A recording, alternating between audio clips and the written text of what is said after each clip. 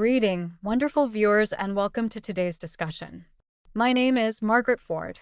We're going to be talking about an important and sensitive issue that affects many communities around the world, teenage pregnancy and its impact on the female child. What happens when a young girl becomes a mother? What are the physical, emotional, and social consequences? Let's hear from our experts today to get a deeper understanding. Joining us are Mrs. Tessie Tarsh, a social worker specializing in adolescent health, and Professor Dixon Rand, a psychologist with a focus on child development. Welcome to both of you. Thank you for having me on the program. It's a pleasure to be here, Margaret. Let's dive right in. Mrs. Tessie, I'll start with you. What are some of the immediate effects of teenage pregnancy on the female child? Well, the effects are profound and multifaceted. First and foremost, we have to consider the physical health risks. Teen mothers, especially those under 16, face much higher risks of complications like preeclampsia, premature birth, and even maternal mortality. But it doesn't end there. Socially, these young girls are often forced to abandon their education and limit their career opportunities, which can trap them in a cycle of poverty and dependency.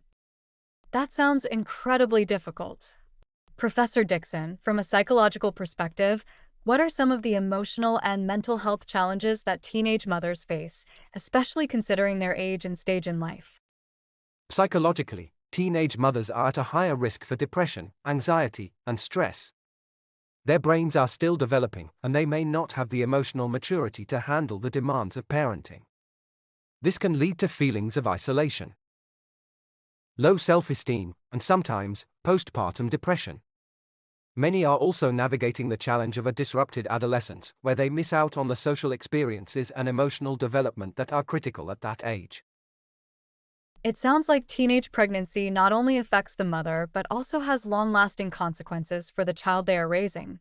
Mrs. Tessie, can you speak a little about the impact on the child born to a teenage mother?